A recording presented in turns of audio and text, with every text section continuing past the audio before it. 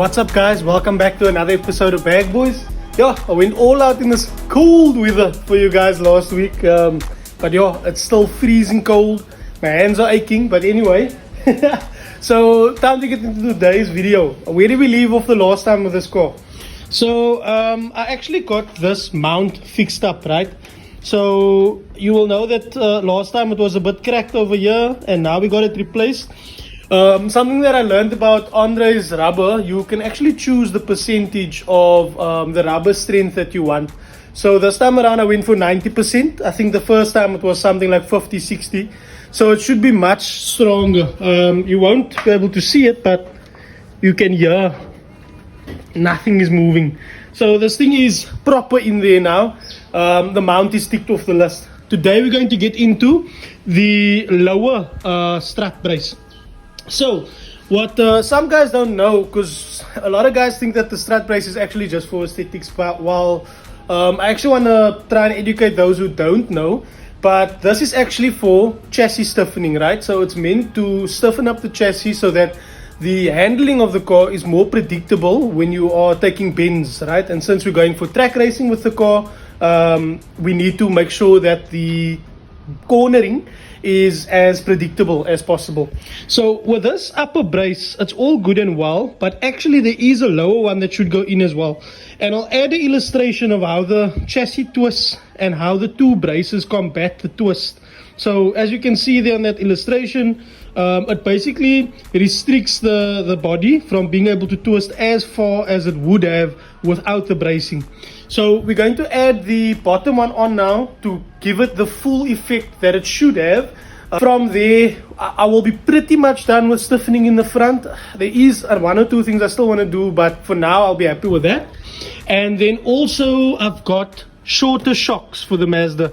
So this shock that was in here was a bit of a problem. It's a Nissan Sentra shock, and the shock body length is literally too long for the chassis itself. So the Mazda shock is about 35 to 40 mils shorter, which should give us just enough room for more shock travel and less float, because there's less space for the shock to open up. So we're going to be doing that, but it is a bit of an intricate install, and we'll get into that later. But yeah, for now, let's get started on the welding. I did start on cutting the two pieces already, so I'll just show you quickly where it goes, and then we can get into the work. So I'm underneath the car, right? I just want to show you guys. So this is the control arm here, and this bolt is where it mounts to the body, right? So there's one on this side, and obviously there will be another one over there. So what we plan to do is build a bracket that can sit from this bolt to that bolt, and a bar across the middle, right? You saw in that little video that I added what it looks like. So it started with these brackets right here, right?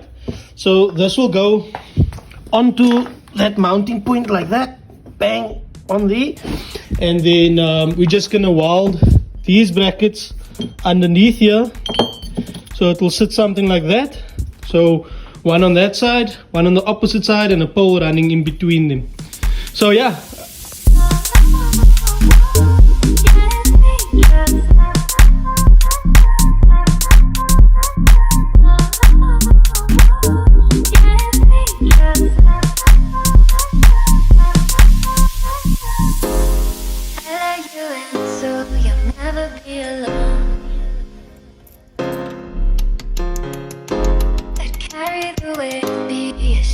From the cold, gave you the keys so you could call this home. You tried the bottom, tripping overboard. But would you rather fly? Would we drown if the ship capsized?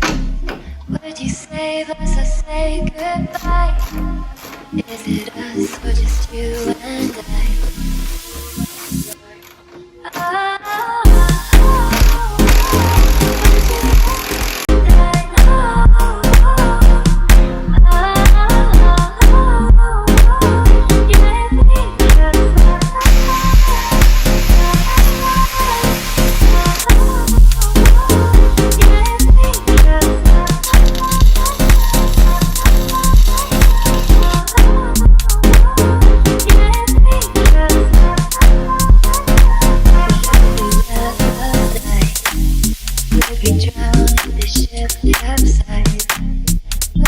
save us or say goodbye? Is it us or just you and I? Would you ever think,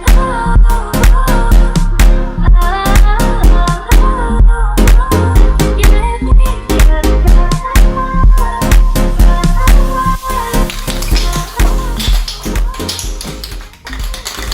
The finishing touch. Swat maak alles reg.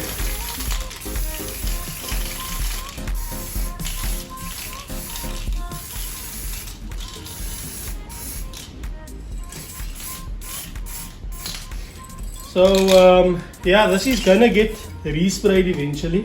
It's not gonna stay black forever. So yeah, for now I just want to keep it protected, and why not just paint it black if it's primer on already. So yeah, but I know you guys, you expect me to use this black spray already. But it makes everything so beauty.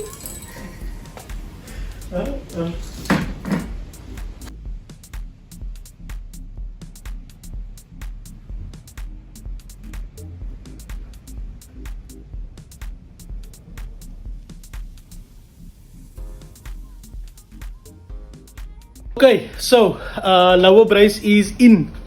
Lekker. Showed you guys now what it looks like. I'm hoping it's not going to sit too low, but it is in there. So now we have the full front end braced up, right? So next we're going to move over to the shocks. So I just want to show you guys what I got, and then I'll explain what it takes to fit this shocks back on. Alright, so I got the set of Mazda 323 OEM shocks, right? So this is 3.5 to 4 centimeters shorter than the one that's currently in the car. Mainly that's going to help with rebound stiffness, and also it's going to have less travel. So the car is not going to be able to lift as far up on bumps and also on launching. So it's going to take a bit of a process to get this in here because I have a Nissan hubs in. So I'll have to modify those slightly to fit these shocks. Let me show you guys what we need to do. So of course the top hat, this top part is still OEM Mazda. So we should be able to get away with just putting this in there. But this part here is Nissan, right? So the first issue we have is the gap in between where it mounts is a bit thinner than the Nissan ones. So it can't mount on here, so we're going to need to shave away from the ends to get it to slide on. And then the second problem is these holes are slightly closer together than the holes that are there. So those holes on here is probably like there. So we're going to have to move this hole slightly down as well. And then I'm also going to add a little bit more camber adjustment on the shock so that we can try and get a more aggressive camber for track racing. You actually need that. So yeah, let's get into the work once again. Ceiling, like I'm touching the ceiling. When I'm with you, I can't breathe. Boy, you do something to me. Ooh, I'll never get over you until I find something new. They get me high like you do. Yeah. Ooh, I'll never get over you until I find something new. They get me high like you do. Listen to my heart go right up, boot up, beat it boot up. My heart go right up, boot up, beat it It just won't stop me go right up, boot up, beat it boot up. My heart go right up, boot up, beat it just won't stop me go. How many ways can I say that I need you, baby? It's true. I think I might die without you. Feel it all over my body. You know how I like it. Ain't gotta tell you what to do. Yeah. Ooh, I'll never get over you until I find something new. They get me high like you do. Yeah. Ooh, I'll never get over you until I find something new. They get me high like you do. Listen to my heart go right up, boot up, beat it boot up. My heart go right up, boot up, beat it It just won't stop me go right up, boot up, beat it boot up. My heart go right up, boot up, beat it just won't stop me go. Guys, so this is the newly achieved drive height. So is quite a bit lower, and I'll insert a clip here of the other side because I haven't done the other side yet, just to show you how much height we actually went further down, I guess. Anyway, so you were able to see that, but besides being lower, right, that's besides the point. Because of the shorter shock body, right, and when I say shock body, I'm sorry, when I say shock body, I'm talking about this thing. So because this part is shorter, right, it's a bit shorter, like that much shorter, it means that the I guess you can call this an arm, right, the shock arm or whatever it's called, this part, it can now drive at a lower height while still having more room to play up and down, and you want as much room as possible for the shock to move, so that it can still be effective in dampening the suspension. Okay, well, I got the wheel off, but I can't exactly show you in there. But anyway, let me try and show you here, right? So when this shock is down, I shouldn't even be able to press it like this, but I guess this shock has a weaker dampening. But anyway, when it's all the way down, your car's turned down, this is basically the room that you have to play, right, for the shock to move up and down and bounce. So now with having a shorter shock body, it means that now the shock is like that while the car is still lower. So that's the benefits of it, and it means I have much more room for the shock to be going in and out of here without bottoming out. So without this part hitting the bottom of this thing. That's called bottoming out. So that's the benefits that we achieved with adding the shorter shock, and of course lows, which means I can now drop the back also, but we'll get into the rear of the car in another video. For now, what I need to do is I actually want to, so on the shock that's in the car, on these holes, right, I want to round out this hole here at this part. So what that's going to do is, this is the wheel hub, right? So the wheel sits flat like that. So if I slot that, it means this can slide back and forth in here. And if you slide this back, it means that you're tilting this like that, which means you're actually adding more camber. So it's giving me more camber adjustment in the front, which is what I need. I think for track racing, you need something like 2.5 to 3 degrees. So I'm going to slot that now. And then I need to just clean it up, a little bit of black paint. And once that's done, go and start on the other side and do the whole process over again. So yeah, let me get into that quickly.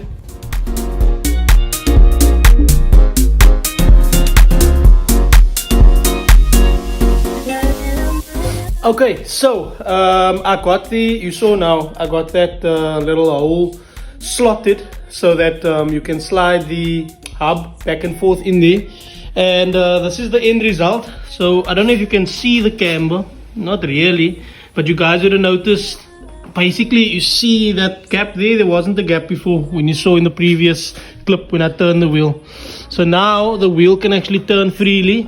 I don't know if I'm going to need to run all this camber, but we'll see. I might have to raise it up if we don't use all the camber. But yeah, let me just turn it sideways quickly so I can show you. When the night has called, oh, and the land is dark. Righty! Wait, that's not all the way. It doesn't want to because the CV is lying there. Let me do that. That's all the way. So now you can see there. Just. So if I'm able to use all the camber, then I will be able to drive at that height. But yeah, for now I'm gonna get into doing the other side of the car, and then yeah, I'll probably put it on the floor just to see what it looks like. But yeah, I'll show you guys now. My CVs need to be done as well, so I'm gonna get into that, and I probably won't film it because I'm not gonna film the same thing twice. And then yeah, we'll check out what the car looks like on the ground.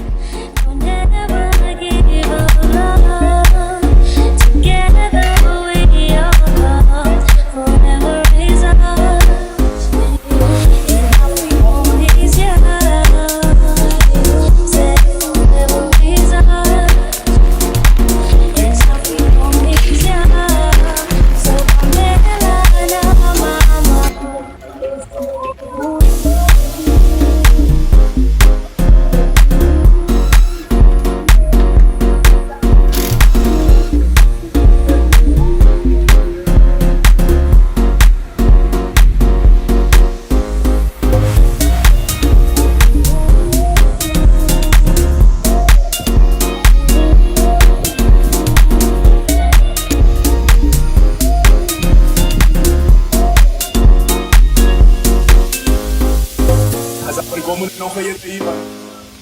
Kijk hier, ons veel elkaar afgeknoopt. In slaapstukken met elkaar.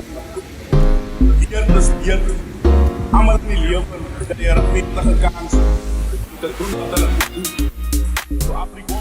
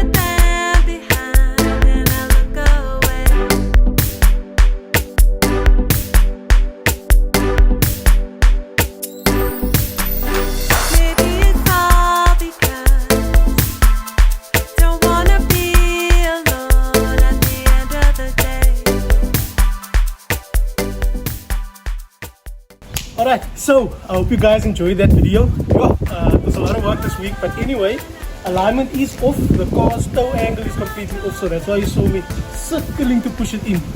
But yeah, so the car is lowered, our front bracing is complete. I still need to tighten everything off, and again there is more CV work to do. But anyway, that's for another video. For now, that is going to be it for today. So don't forget to like, comment and subscribe. Bag boys, we out. Peace.